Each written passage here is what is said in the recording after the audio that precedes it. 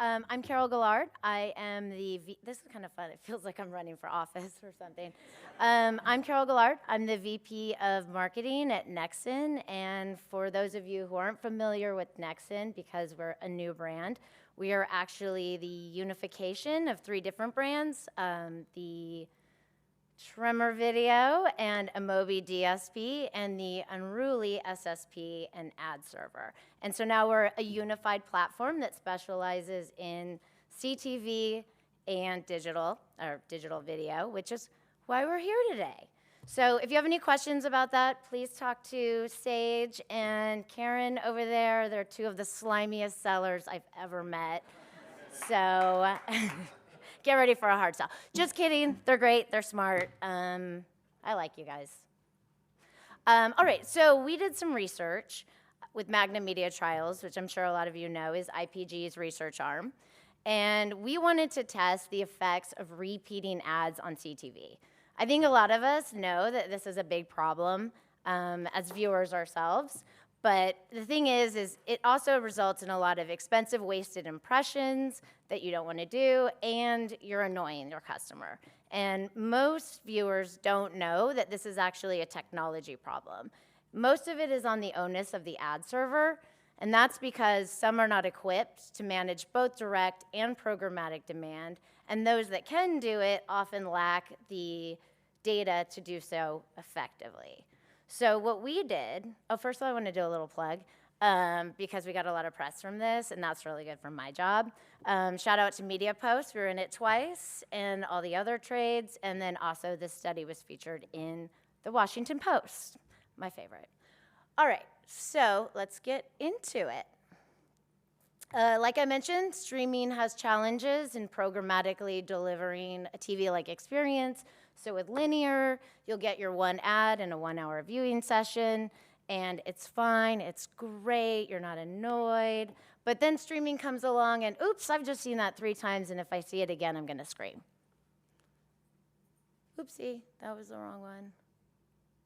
Hold, please. So for the first time ever, last year was actually the first time that streaming overtook cable and broadcast in terms of time spent.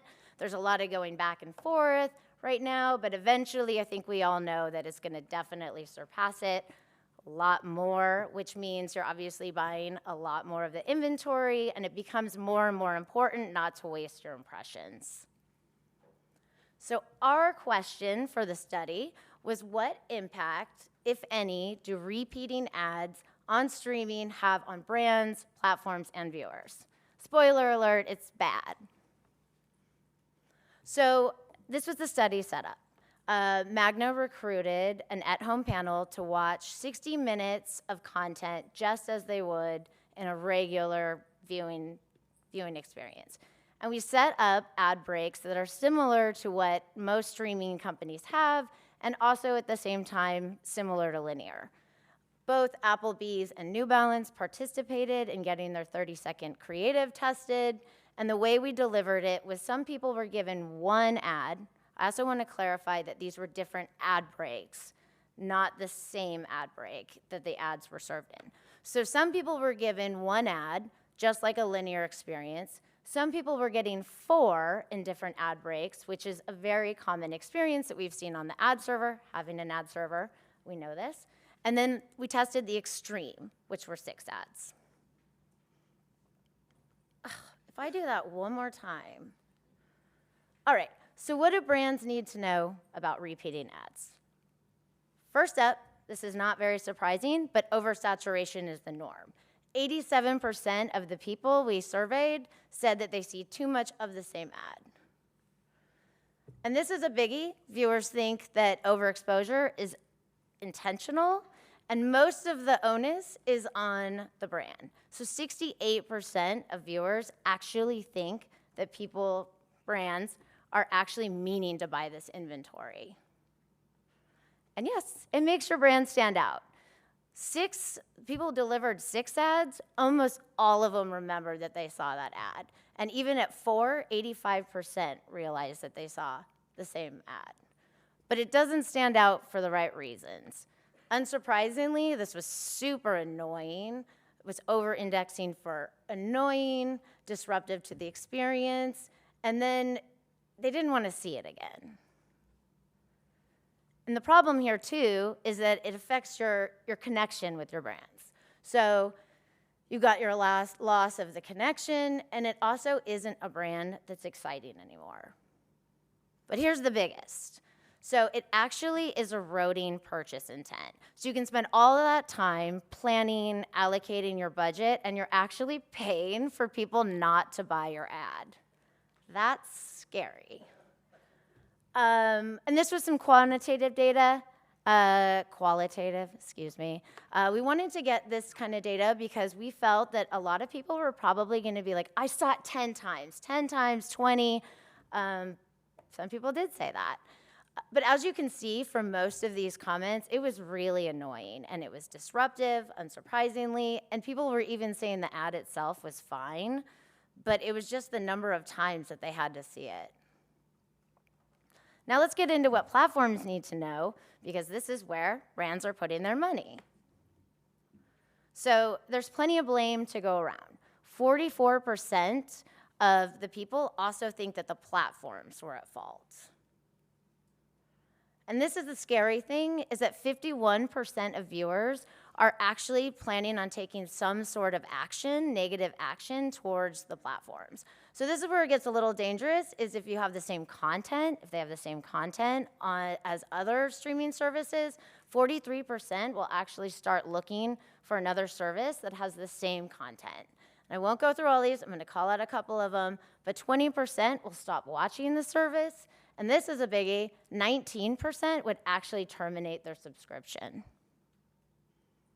And if viewers had their way, they would want most of their ads up front. All right, so like I said before, a lot of the onus is on the ad server, but there are certain things that advertisers can do to minimize the impact of this. So what can you do? First, you can look at your platform, your SSP, your DSP that you use, and make sure that they're going beyond the pipes and actually offering you tools that you can use to strengthen your buys and remove waste. So one way that you can do this is to look at your audiences and look for platforms that can help you discover those that are more in the consideration or intent phase. It's been shown in other research that those who are lower in the funnel have less, they have more tolerance for overexposure. I'm not saying you should do that, but just a heads up.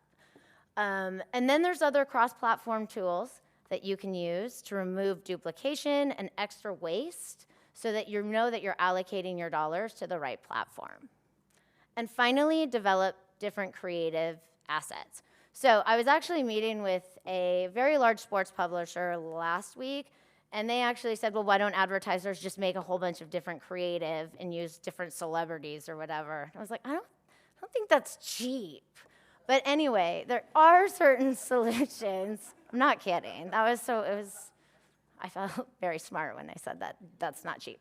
But anyway, so there are different ways that you can create different variations, especially through data-driven creative, which is personalization through different targeting. If it's geos, you can add certain engagement elements like QR codes, branded frames. I think we've all seen this, but you can have it delivered in different ways so that people aren't seeing the same ad over and over.